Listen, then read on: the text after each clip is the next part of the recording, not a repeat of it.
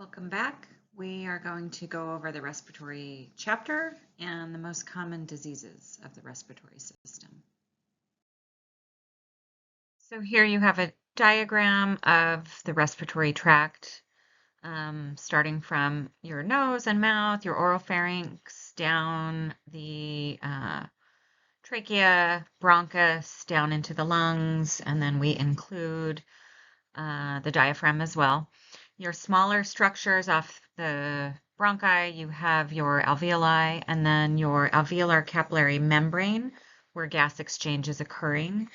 And you have, it's a process through diffusion. So you have oxygen moving from the lungs into the bloodstream and carbon dioxide moving from the capillary bed into the alveoli to be exhaled. So review those structures in your textbook. You can also find videos on that as well. As we go down the respiratory tract, we have pictures here, the anatomy of a bronchus. So you can see here in the top picture, you have those ciliated columnar cells, and those cilia or hair, those are responsible for moving debris out of the respiratory tract. You can also see a mucus gland, so that's important for secreting mucus that helps with clearance of anything that we might inhale through the course of a day, like smoke, environmental toxins, bacteria, viruses, things like that. So those are really important. As you move down into the bronchiole, you now no longer have mucus glands there. We still have ciliated columnar cells that keep moving things up and out. But here you have smooth muscle you can see in the wall, those lengthwise long pink structures that look like forks. You've got muscle there that aids in constriction and dilation of the bronchiole, which helps move air in and out of the lungs. And then in the bottom picture, you've got your alveolar wall, also called the alveolar capillary junction. Here you can see we have an alveolar basement membrane, and there's a couple different cell types. So type 1 pneumocytes, those are very thin-walled cells that allow for gas exchange across the membrane. So again, you're taking oxygen in, that's going to diffuse across into the little blood vessels, the capillaries. And then the capillaries are going to release carbon dioxide. Those will diffuse across into the alveoli to be exhaled. You also have type 2 pneumocytes. Those are really important. They create or secrete something called pulmonary surfactant, and that is a protein that helps keep surface tension so that the alveoli stay open and do not collapse. We have a couple different disorders in the newborn where they don't make enough surfactant protein, and so we can rescue them by giving that artificially. We also saw diminished surfactant production during COVID when people were having ventilator-dependent pneumonia with COVID. And then finally, in that area, you also have alveolar macrophages, which are circulating day and night, cleaning up debris. And that could be any debris that wasn't picked up by those ciliated cells up above, but could also be bacteria or viruses, things like that, that you've inhaled, or if you have a brewing infection, those will come around, pick that up, and then make its way out to the upper structures where you cough it out with mucus production. Okay, when we think about respiration, we should be considering two different processes, that of ventilation and that of perfusion. So anytime you have a patient that's presenting with hypoxia or hypoxemia or shortness of breath, you want to keep both systems in mind, right? The respiratory or ventilatory system, and then blood circulation, cardiac. So those go hand in hand. So when we talk about ventilation, we're just really talking about movement of air in and out of the lungs. and then that distribution of oxygen across that alveolar capillary junction into the bloodstream at the capillary level, and then removal of CO2. So things that could interfere with that, movement of air into the lungs, asthma, you think of bronchoconstriction, right? And so the upper airways become more narrow, and so you're not taking in good air. With children, I think of airway obstruction, like if they've swallowed a toy or something small and there's a blockage of airflow. But you can also have obstruction with those smaller structures if you have pulmonary edema or pneumonia that's filling your alveoli with fluid. So the upper airway structures, you're taking in air, but air is not able to move across that alveolar capillary membrane for the gas exchange piece. Okay, and then on the perfusion end, you can have problems with pulmonary circulation. And again, that can happen at that alveolar capillary membrane if there's fluid, like I said, with pneumonia. So something like that where there's fluid in the alveoli, that can impact both ventilation and perfusion. But you can also have problems with the cardiac system. You could have a pulmonary embolism, so a blood clot. So maybe your pulmonary system is totally fine, you're taking in oxygen, your alveoli are fine, but there's a blockage in blood flow getting to that alveolar capillary bed. So there's no exchange because there's no blood flow. Or you could have cardiac output issues. You could be in heart failure, and so your blood is not moving with each contraction. So a couple different ways that this can be impacted. Okay, there are some mechanics of breathing. You've got inhalation and exhalation. In the active phase, when you're inhaling, your diaphragm contracts and moves downward. Your intercostal muscles also contract, lifting the rib cage up and out. So that expands thoracic capacity, decreasing pressure in the lungs so that you can take in more air. Air rushes in to equalize the pressure. Things that can impact that, other than obstruction or asthma, I think of neurologic control. So sometimes if you see patients that have had a head injury, that could potentially be impacted, their ability to inhale and exhale.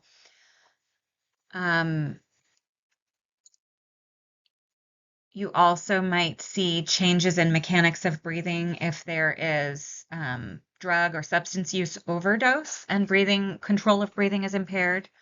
Or really if you just have someone back from surgery and they're not fully awake from anesthesia yet, they may have decreased inhalation. And then exhalation, it's the opposite. The diaphragm and those intercostal muscles relax.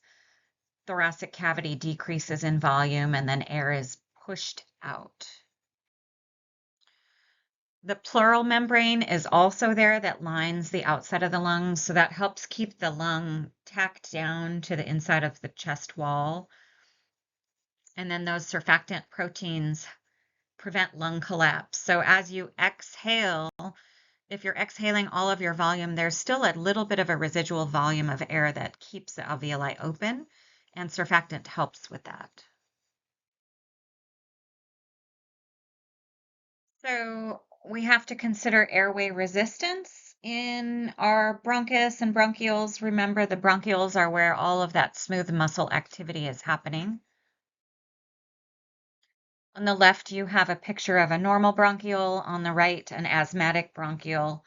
So you know asthma is synonymous with bronchoconstriction. So as those muscles contract and constrict, you can see that internal opening of the bronchiole. There's much less airspace for air movement. And usually asthmatics also have increased mucus production in response to the allergens or whatever happens to be causing an asthma attack.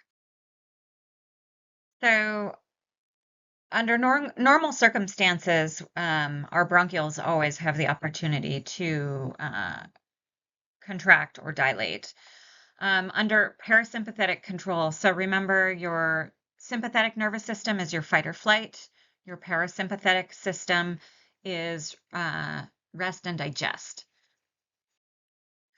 So under parasympathetic rest and digest control, the bronchioles will narrow, and that's just to conserve energy. So during that time, there's not much happening. You're not under stress, so things can go back to normal. Under fight or flight, your bronchioles are going to dilate because if you are being chased by a saber-toothed tiger, you need to take in more air. So your whole fight or flight system ramps up. You release norepinephrine, epinephrine, take in oxygen, and you're ready to flee or fight.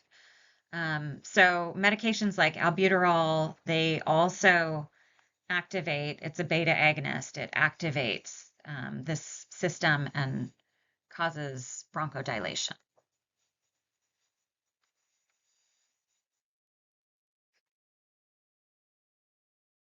Here's a diagram for you of what the internal airway looks like. And you can see in an infant, the airway is really, really small. And so if they're sick and they have edema and they have bronchoconstriction, that airway gets even smaller. So there's a disease that we see in the winter caused by a couple different viral illnesses and causes something called croup in little kids.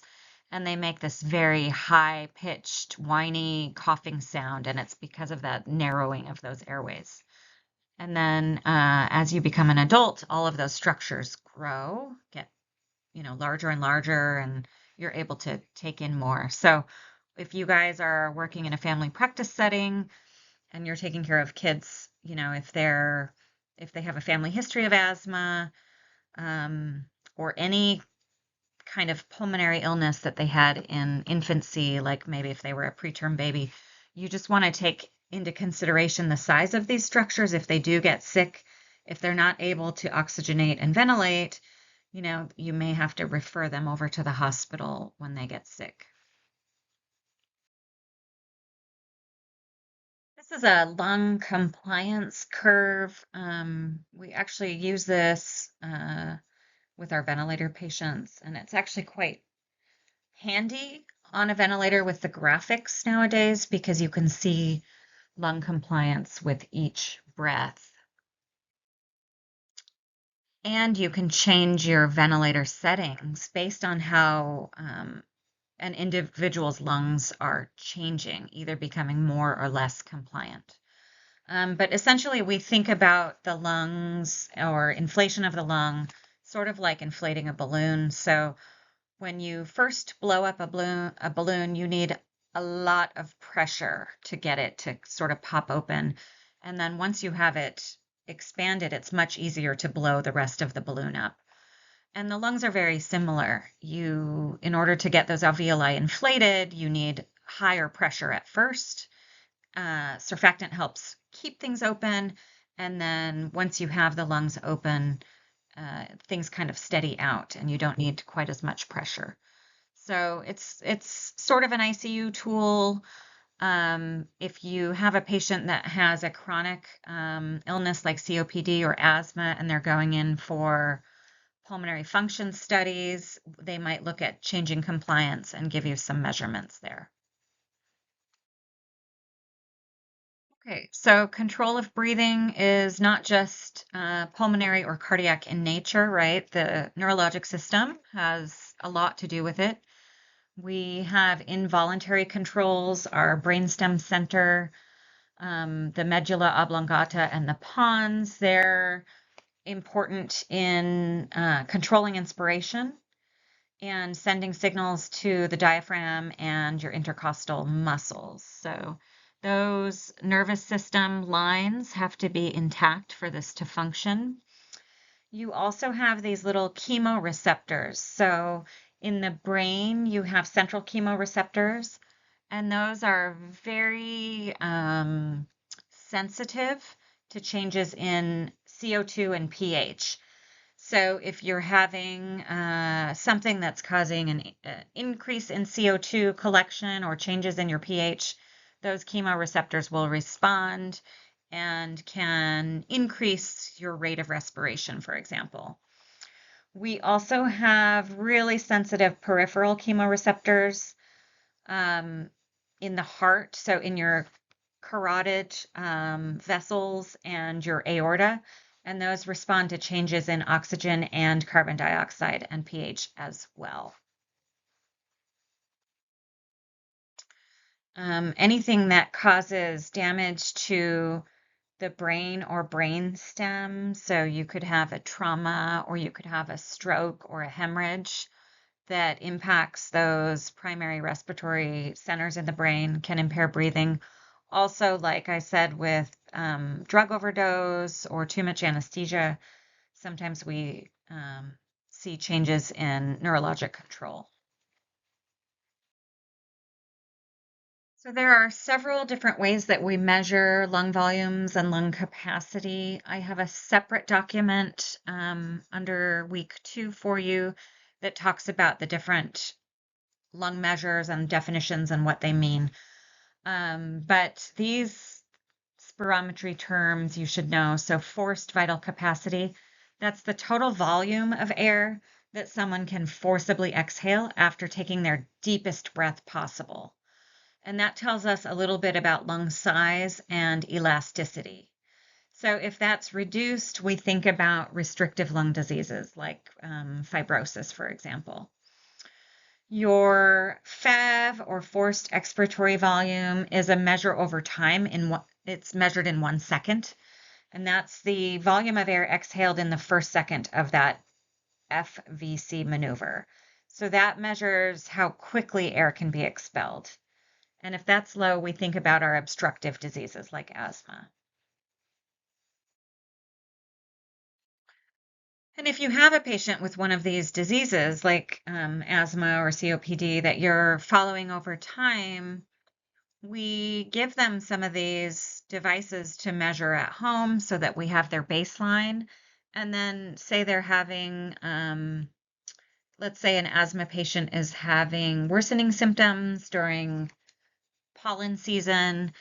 We'll ask them to take some measurements and track it, and then they may need their medications adjusted, or they may need an addition of something else to help get them through. And then as they're getting better, we can take those measurements again and maybe back off on, like, for example, if they were on an oral steroid or something more, we could back off once the lung compliance changes or improves.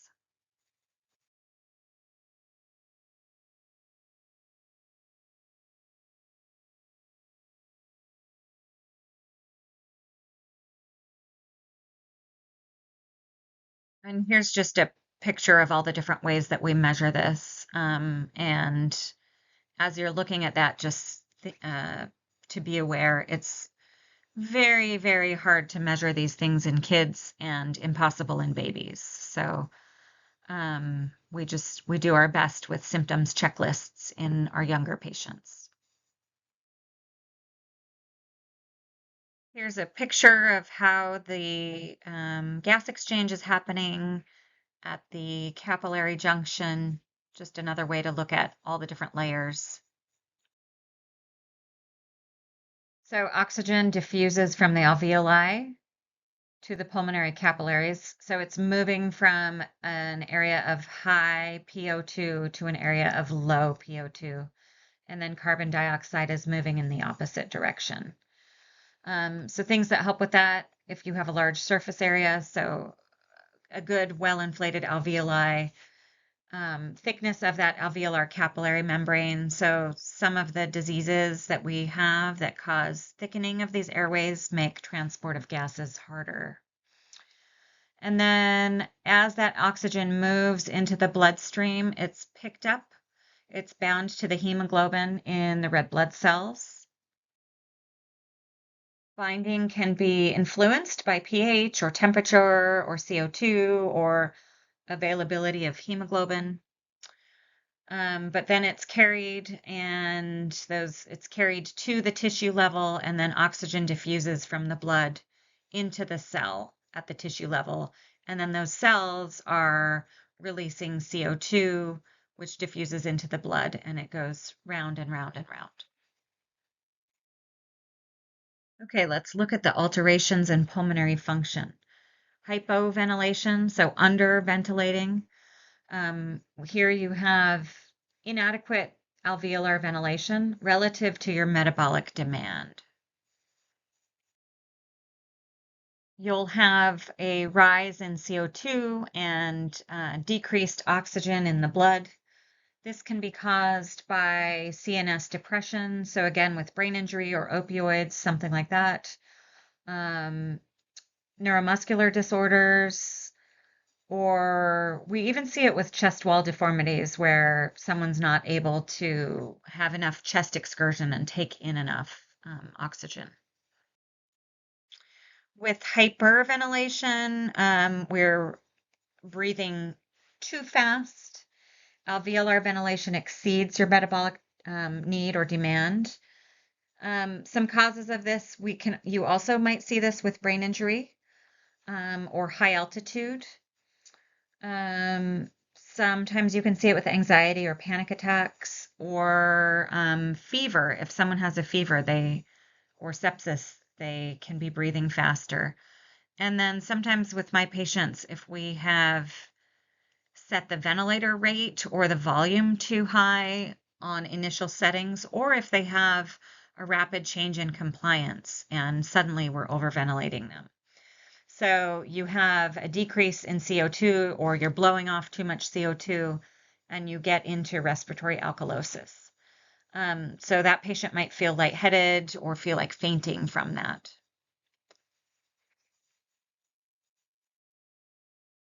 And then just a couple definitions. So I know, just having worked in healthcare setting for a long time, often we use hypoxia and hypoxemia interchangeably, but there is a slight or subtle difference. So to be specific, hypoxemia is defined as low oxygen level in the blood. Multiple causes of that: hypoventilation, diffusion impairment, VQ mismatch, like with pneumonia or pulmonary embolism, right to left shunt with cardiac defects. If hypoxemia is not corrected rapidly, then it can lead to hypoxia, which is inadequate oxygen supply to the tissue. So that's the fine difference there. And then once the patient's tissues are hypoxic, that's when you get signs and symptoms like cyanosis, confusion, and then your body will kick in by increasing cardiac and respiratory rate. So fine difference. Hypoxemia usually leads to hypoxia if not corrected, but they're not always hand in hand.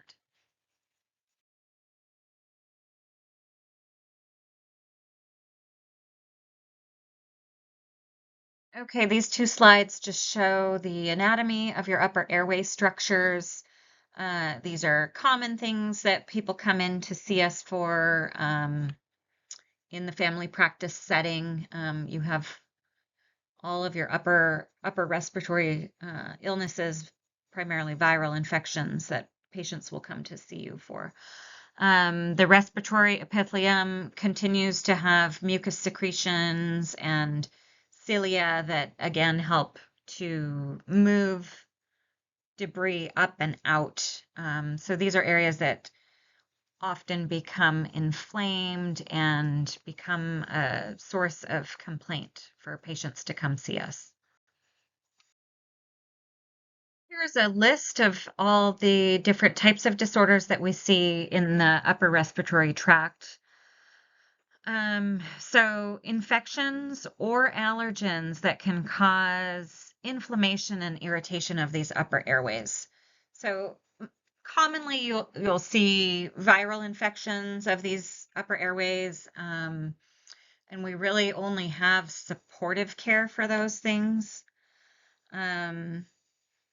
It's probably more rare in adulthood to have bacterial infections of these upper structures. We see that more with children who are building their immune systems, but not impossible. So, but I would just say that our primary source of illness for these areas is viral.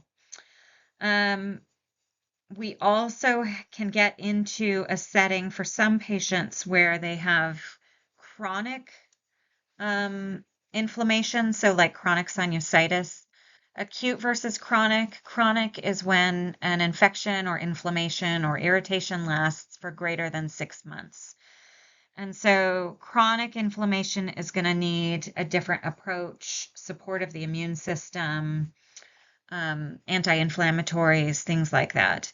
And then anytime you have chronic inflammation of these structures, you're at risk of polyps or nodules because that's your immune system trying to repair areas of inflammation and lay down different types of cells to protect the underlying structures. And so that's why we have overgrowth of some of the tissues.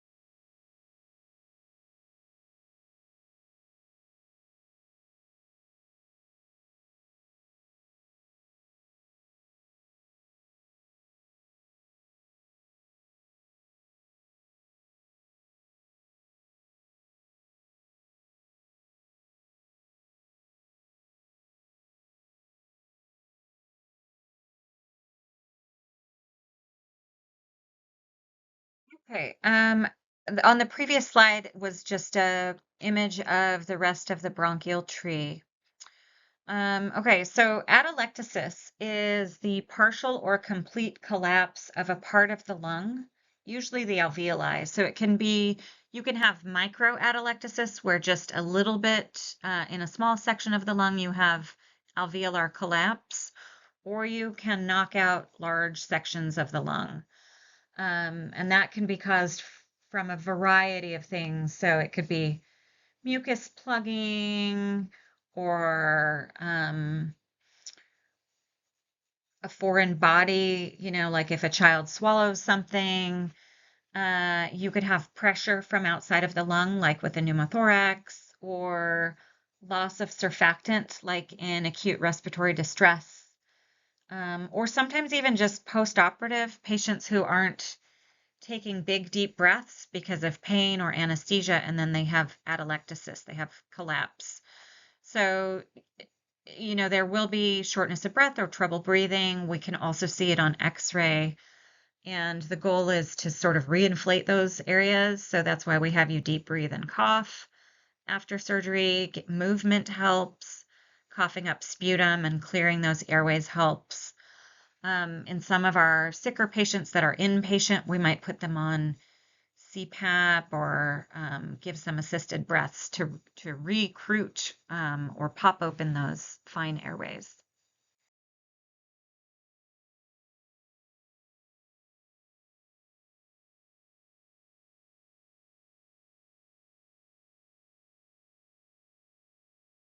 And here are just a few pictures of what that looks like. On the left, that's a section of lung tissue. You can see the arrow points to normal aerated lung where it's nice and pink. And then on the other side where it's dark, you have collapse. It's dark because it's not getting good air movement. And then on the X-ray on the right, it shows up as white, fluffy patches. A couple considerations for our aging patients. So there are changes with age that happen in the lungs, in the cardiac system, and in the brain. Our alveoli enlarge as we age. They kind of lose that nice elastic flexibility or recoil. The alveolar wall tends to thin or break down a little bit. We make less surfactant, so the surfactant system becomes less efficient and we're not able to keep the lungs nicely inflated. We have the compounding effects of inflammation or oxidative stress that builds up over time. From a musculature standpoint, we're less able to cough as effectively. Or inhale, like the excursion, inhalation, exhalation is less effective. And then the baroreceptor and chemoreceptor control is less sensitive. So that part of the brain where it picks up CO2 elevations, it's just not quite as effective as we age. So since we're talking about the alveoli, pulmonary edema is a very concerning condition where fluid accumulates in the lungs, specifically in the alveoli. And when the sacs fill with fluid instead of air, you no longer have gas exchange. So you're not moving oxygen into the bloodstream and you're not able to move CO2 out. So here you have reduced oxygenation, patients have shortness of breath, and can quickly get into trouble. So the most common causes are when that left ventricle is not able to pump blood efficiently out to the rest of the body, and you have pressure building up back into the lungs. So causes of that are one of the common causes, hypertension leading to heart attack that weakens that heart muscle. You can also see this with heart valve disorders. So if your valves are not closing all the way with the end of the contraction of the heart, you can have blood backing up into the lungs that way. And then non-cardiogenic causes, acute respiratory distress syndrome, kidney failure causing fluid overload, and then we also see it in near drownings. And here are some pictures of what that looks like on X-ray. You see a lot of whited out space, just a lot of fluid in the lungs, compromising breathing and gas exchange. And then at a micro level in the picture on the right, you see fluid in those alveoli. And so that's going to impact the surface area for gas exchange. Okay, ARDS is a potentially life-threatening medical emergency. Here you have massive, widespread, severe inflammation. So the lungs become severely inflamed, breaking down that alveolar capillary barrier, which normally keeps fluid in the blood vessels.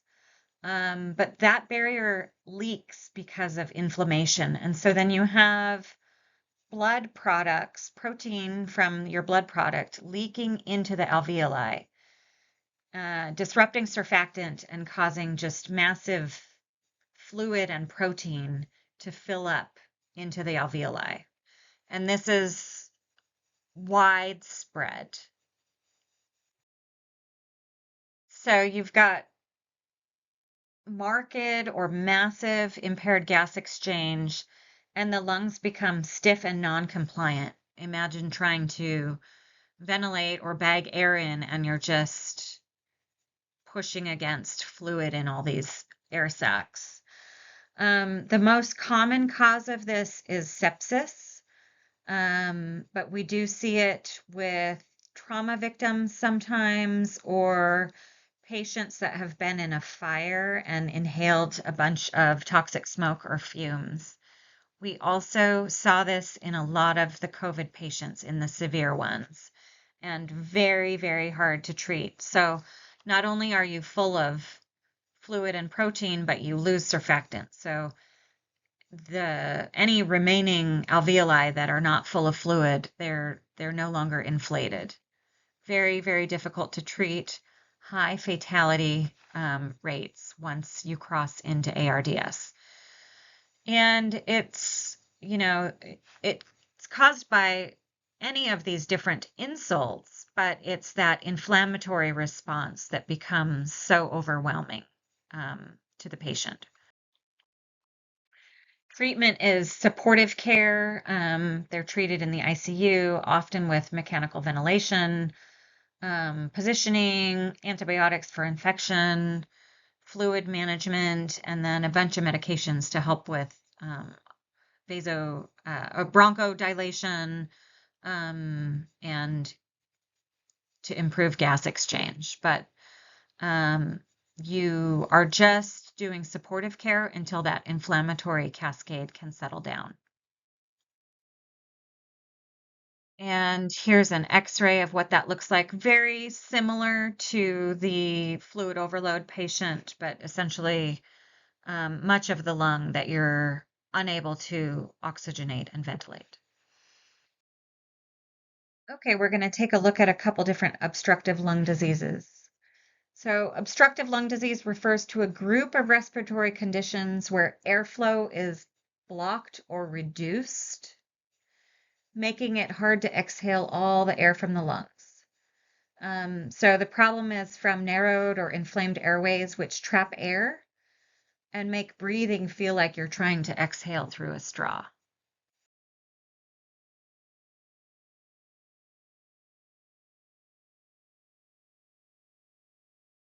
Sleep apnea is an example, or obstructive sleep apnea, not to be confused with central sleep apnea. Central would be under control of the brain, but obstructive sleep apnea is caused by these upper airways becoming obstructed or blocked while you're sleeping. One of the risk factors for that is obesity. You can have fatty deposits in the tissues surrounding the upper airway, which that those upper airway structures are small to begin with. Remember the diameter of that trachea. So extra fat in the tissues around the neck can compress and collapse parts of that upper airway, predisposing the patient to apnea. So weight loss can help with this, but a lot of people now sleep with the CPAP device, which helps apply pressure that stents the airway open during sleep. Asthma is a chronic pulmonary condition that's characterized by chronic airway inflammation. So think of your inflammatory cascade where you have an influx of fluid and white blood cells, inflammation, swelling. So that's going on chronically in asthma patients. And then you have this bronchial hyperresponsiveness. So meaning the musculature of that tracheal wall and bronchi are overreactive with contraction and constriction. And usually there are triggers. So our asthmatic patients generally have a strong family history of allergies, asthma, eczema, that allergen triad, if you will. So the triggers are often irritants like dust mites, pollen, cold or hot weather, pet dander, exercise, so various triggers. And then you have this overreactive, hyperreactive response. You can see in this picture below, in addition to that thickened, inflamed wall, you have mucus plugging that can occur, which severely decreases ability to oxygenate. And that's where that obstructive piece comes in. Here's a list of potential triggers. It's more commonly diagnosed in the pediatric populations. It's chronic intermittent condition, so there can be periods where the patient's having a really hard time and having multiple flare-ups. It can be worsened by cold and flu season. So if you're already in an inflammatory state and then your immune system's having to fight cold and flu viruses, then your asthma can be made worse. And then there are periods where things are better and the patient's doing well, but often a lifelong diagnosis. And then there are cases that can be diagnosed in adulthood, sometimes related to industrial hazards in the workplace. So again, asthma is initiated by triggers, and those triggers initiate your immune response. Immunoglobulin is indicated here. Your mast cells mobilize to the area, and they're going to release histamine, leukotrienes, cytokines, and prostaglandins, and that makes this sort of irritable state in the lungs, causing bronchospasm, bronchoconstriction, and edema. And here's just another image of what that looks like at the cellular level. See the narrowing and the inflammation. So then if you add to that mucus production, you can have total obstruction.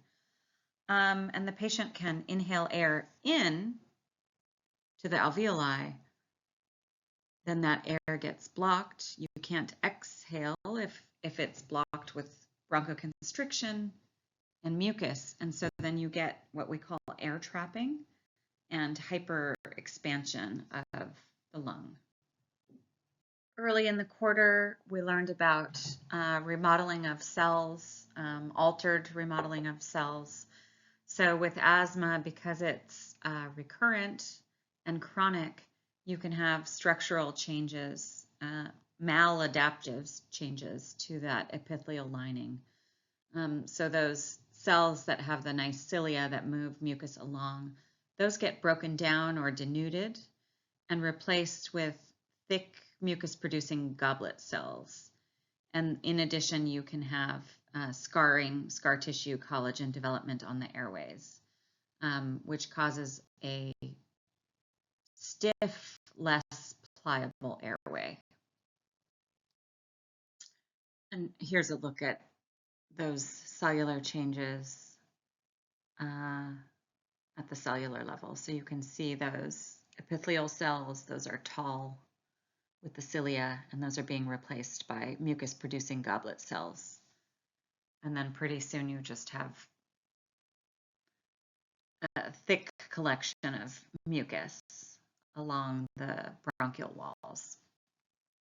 And here's an image of that airway trapping, or excess air in the alveoli. It's trapped. You're not able to exhale appropriately, so that impairs gas exchange. Patients on X-ray, the lungs will look hyperinflated or hyperexpanded, and they'll have signs of hypoxemia and hypercarbia. Two comparison X-rays. On the left, you have a normal chest X-ray, and you see a lot of white markings, and that's normal. On the right, see how it is more dark, hyperlucent. That's from impaired capillary blood flow. And then the lung, the chest wall overall looks enlarged or overinflated. You'll have an agitated patient, anxiety because they have a sense of inability to get air or air hunger, use of accessory muscles, tachypnea, tachycardia. They may be diaphoretic, agitated.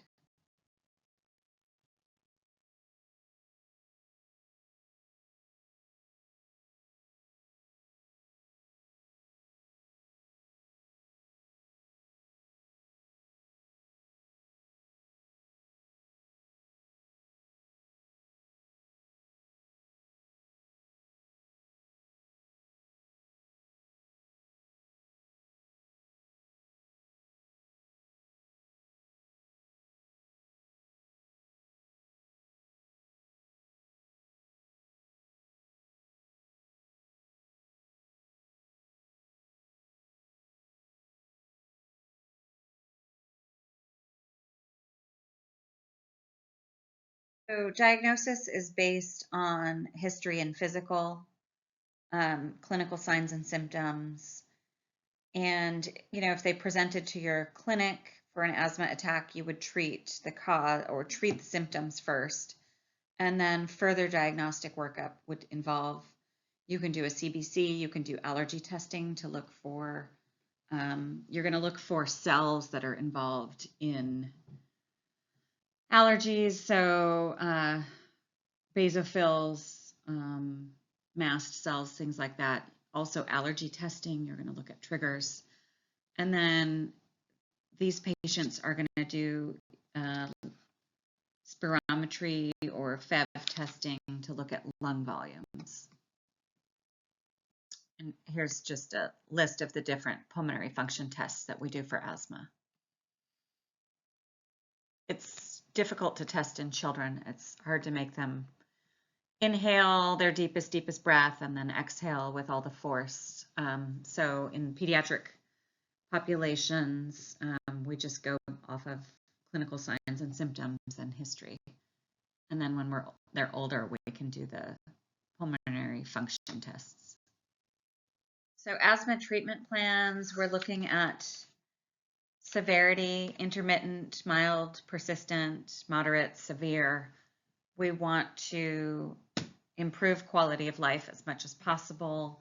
In pediatric patients, we want to make sure that they're not missing school days, that they're able to participate in playground activities and sports, and not having multiple night awakenings requiring treatment, so loss of sleep and things like that. So,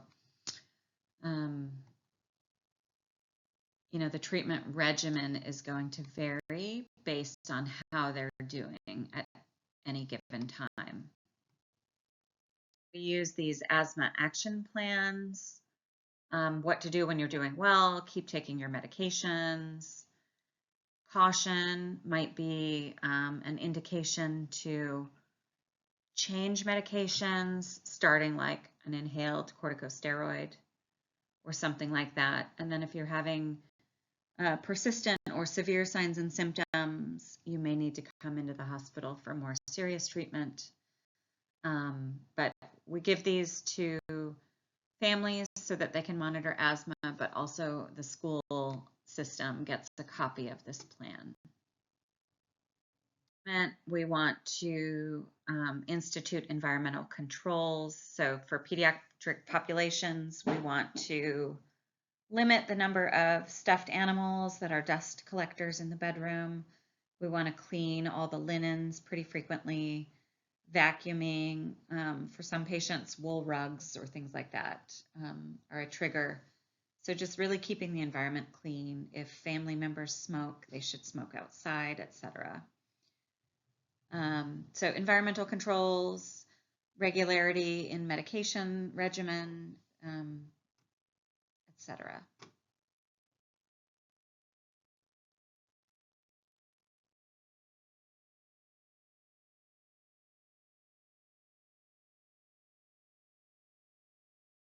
And here's a flow diagram. You're not going to be tested on medications or treatments. We reserve that for pharmacology class, but all of the medication treatments that we have work at a different level in that inflammatory cascade. So there's a lot of different things in our toolkit that we can use for patients, which is nice. We don't want patients on steroids for a prolonged period of time. So it's nice that we have these other options.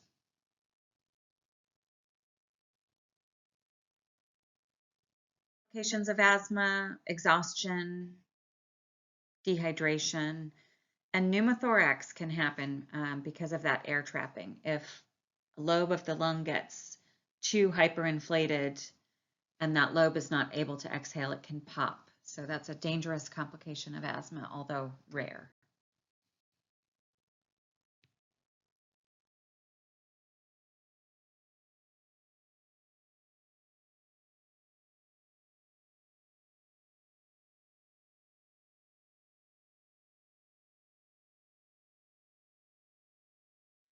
So COPD, chronic obstructive pulmonary disease, is similar to asthma in that you have chronic inflammation and remodeling of that cellular layer, that epithelial layer that lines the respiratory tract.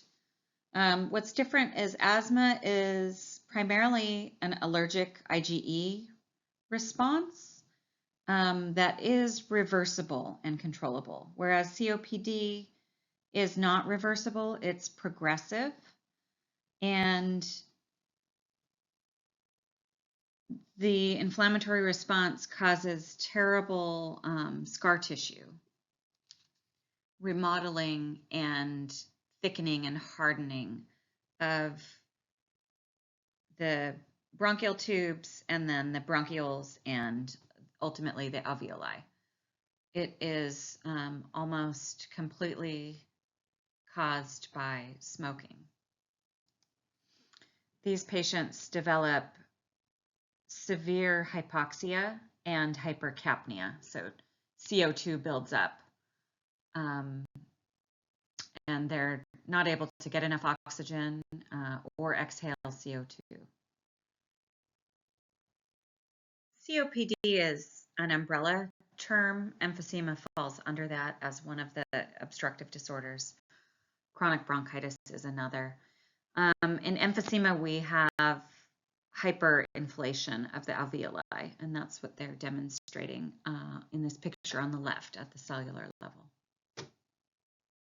And here's an image of this irreversible destruction of the alveoli. Alveoli then enlarge and then merge with others, and you have this air trapping in these areas. Symptoms include the sense of dyspnea, cough, accessory muscle use. They often lean forward in a tripod position to try to get air, and what we call pink puffers as they puff, puff, puff, breathe to try to get rid of CO2. These patients eventually develop right-sided heart failure and respiratory acidosis and death. It's very unfortunate. They end up on long-term oxygen prior to that respiratory failure, but ultimately, once the lungs are that damaged, there's no coming back from it.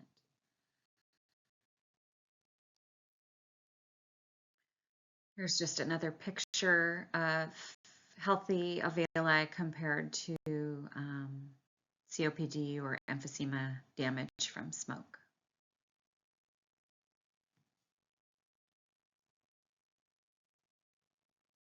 Bronchitis is chronic irritation of the bronchus generally from smoking. So we see that with COPD patients, and its clinical signs or hallmark is a chronic cough from that irritation, lasting greater than 3 months, but up to about 2 years. And similar process, you've got destruction of the cellular lining of those epithelial cells replaced by mucus cells.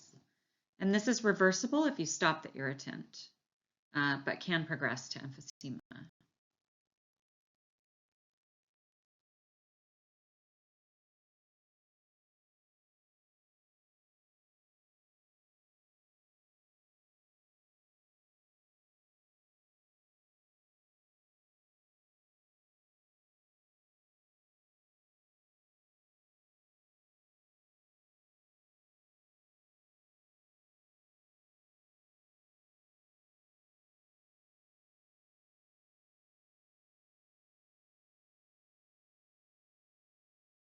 Interstitial fibrosis or interstitial lung disease is another umbrella term that encompasses a large group of diseases that cause scarring or fibrosis of the lungs.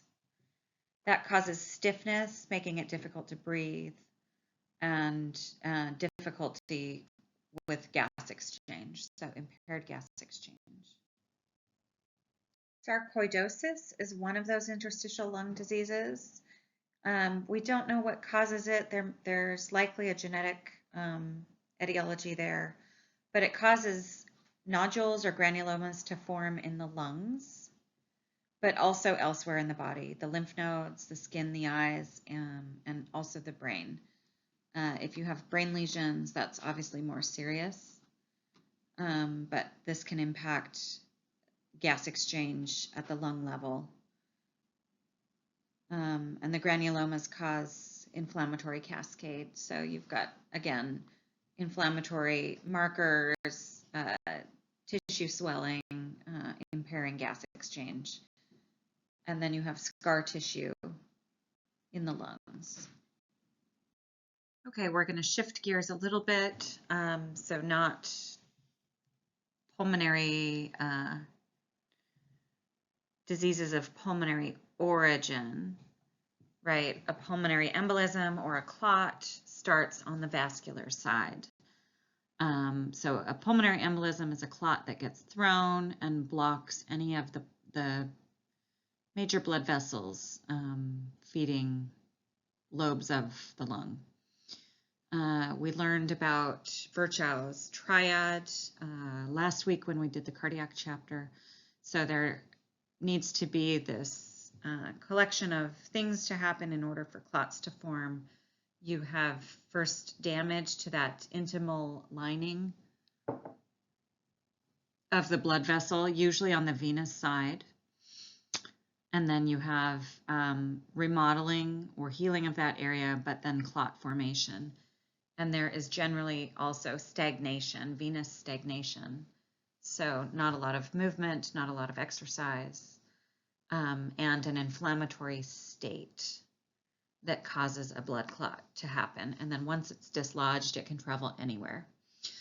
We also see emboli, pulmonary emboli, rare but can happen from amniotic fluid in the pregnancy state, and that's called amniotic embolism. But also very dangerous and life-threatening. Once the clot travels to that pulmonary vasculature, you have a loss of blood flow to that affected tissue, so that lobe of the lung. And then if any area, any tissue in your body is not getting oxygen, you start to see necrosis and cell death of that tissue.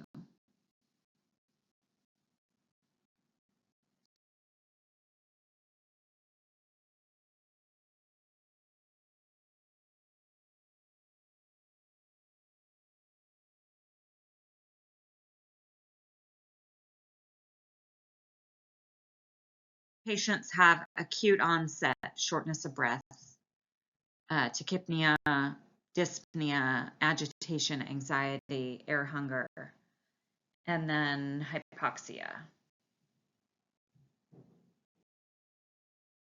We have different pathways that we follow to diagnose and treat.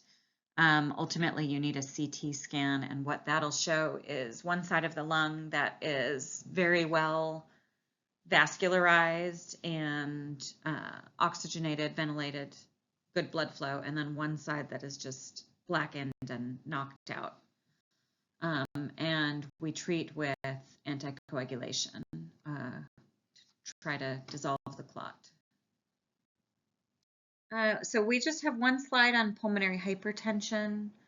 Unlike primary hypertension that we see more commonly, pulmonary hypertension is elevated pressure in the pulmonary vascular tree, and that's caused by your obstructive disorders like COPD. Sometimes we see it in congenital heart disease as well, and this is an ominous sign. We can treat the congenital type with medications and try to get that pulmonary vascular bed to relax. But if it's caused by something more serious like COPD, ultimately it's irreversible and most patients die within 2 to 5 years. Pneumonia is an inflammatory process of the lower parts of the lungs, so it's not like your upper respiratory infection or bronchitis, but down in the lung parenchyma, and affects the bronchioles, alveolar ducts, and the alveoli. Typically caused by infectious agents, it can be bacterial or viral or chemical irritant, and also from aspiration if you have someone that's has gastroesophageal reflux, usually with also other underlying conditions, but if they have chronic aspiration, they can have an irritation pneumonia. So you have inflammation of those lower airway structures and irritation. There are a couple of common bugs that cause this. We have community-acquired pneumonias and then hospital-acquired, and then a bunch of viruses that cause pneumonia in children, particularly as they're developing their immune system.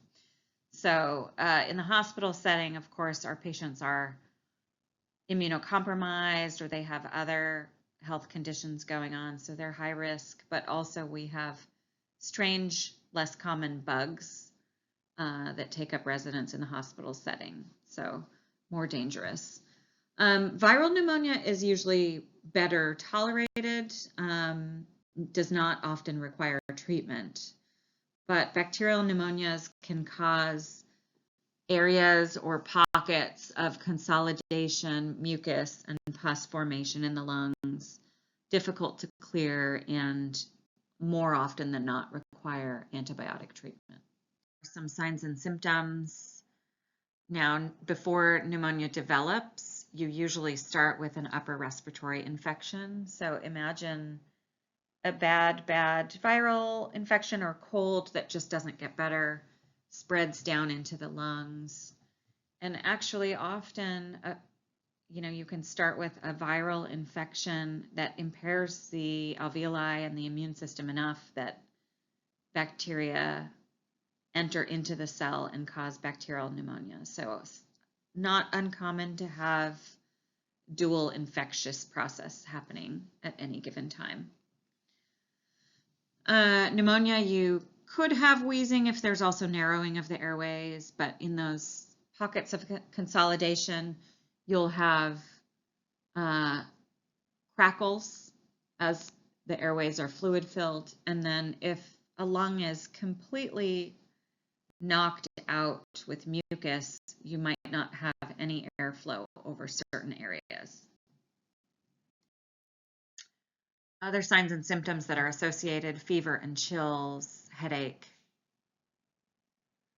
a productive cough, usually a productive cough with bacterial pneumonia, and generally a dry cough or less productive with viral. Muscle aches, fatigue, pain.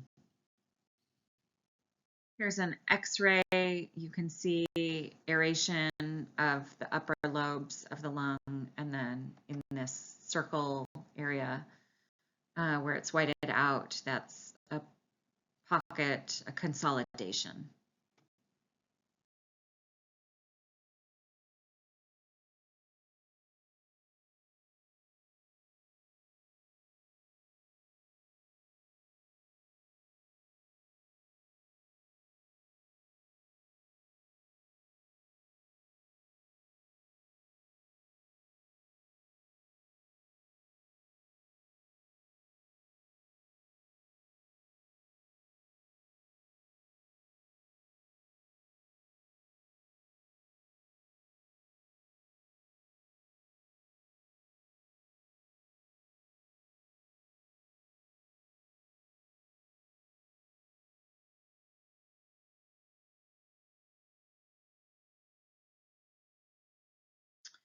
And we use various tools for pneumonia in pediatrics, bronchiolitis, to look at how sick the patient is, and we do some risk categorization, and then treatment is based on the severity of the disease.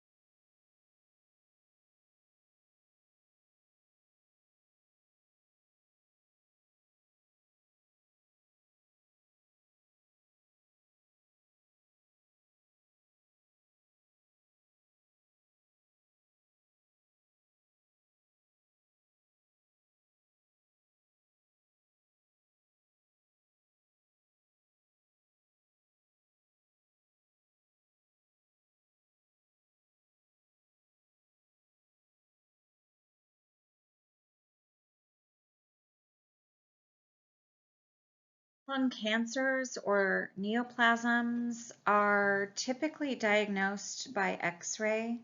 If you have a patient that has persistent unexplained cough, shortness of breath, dyspnea, and weight loss, you're evaluating the patient, you get an X-ray to rule out other things, and that's where these neoplasms would show up. So until you get diagnostic studies, the signs and symptoms are difficult to differentiate from some of the other pulmonary disorders.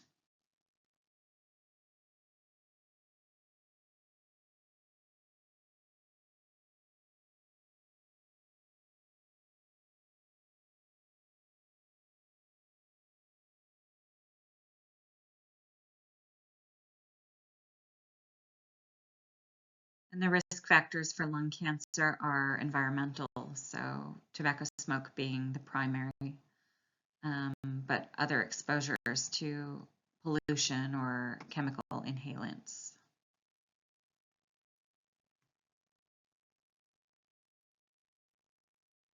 So we are near the end here. We're going to talk about two diseases of the pleura. One is pneumothorax and the other is pleural effusion. So here in this little cutout diagram, you can see the pleural cavity, which is this space that lines the outside of the lung tissue. And this tissue layer just covers the lungs and lines that interior wall of the chest cavity. It protects and cushions the lungs. So pneumothorax is when air gets trapped inside the chest cavity and causes pressure against that lung. Most often when the lung pops, that's common, we see alveolar or lobes of the lung that pop from hyperexpansion. It can also happen to divers that are submerged from the pressure. And we see it postoperatively if they've opened that chest cavity and you get air sucked in from the outside of the chest wall. Patients usually present with very sudden shortness of breath, decreased lung sounds on that side. They can be hypotensive if it's under tension as well.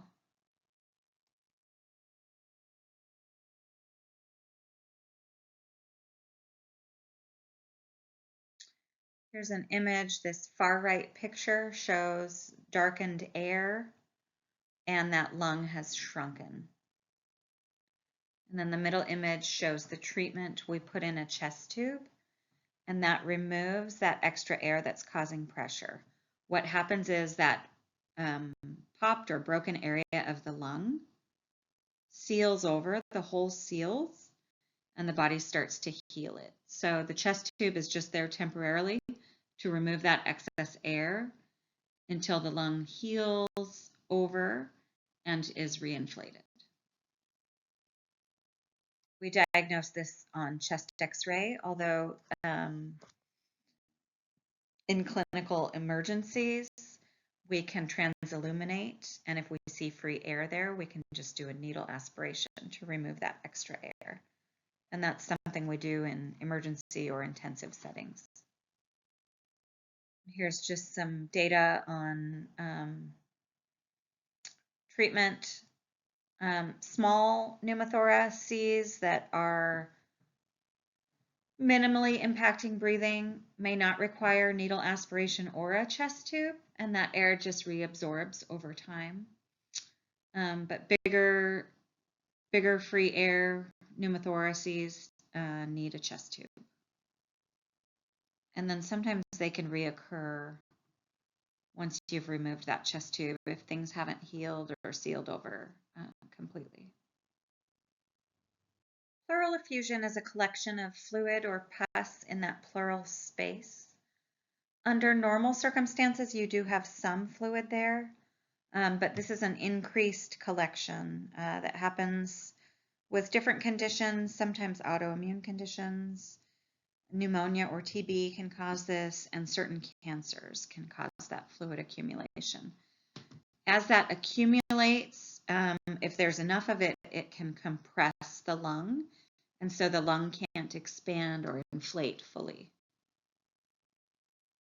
So usually when these patients present with pleural effusion, generally they're under some sort of respiratory distress to begin with, whether it's pneumonia or it's a post-op patient. So incidentally, the pleural effusion is found on chest x-ray. And we don't know the cause until we actually do a tap with a needle aspiration to test the fluid. Now, we would only do this if there's so much fluid accumulation there that it's impacting breathing. Some of the causes or types, chylothorax, which is lymphatic drainage, sometimes it's hard to stop that, and you have to do periodic taps to remove that. If there's blood accumulation there, like from trauma, that will clot and eventually heal, although it takes time. So that's not something that we would try to tap and remove. And then other causes, if it's from an infection, we're going to treat the infection and just wait for that fluid to decrease and reabsorb.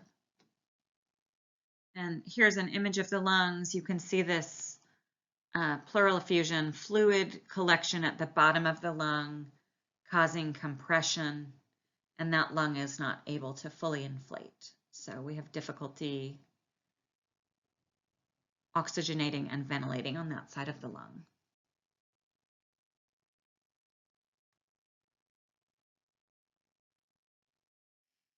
And here we have an image of that on chest x-ray. And you can see that that lung up there is not fully inflated.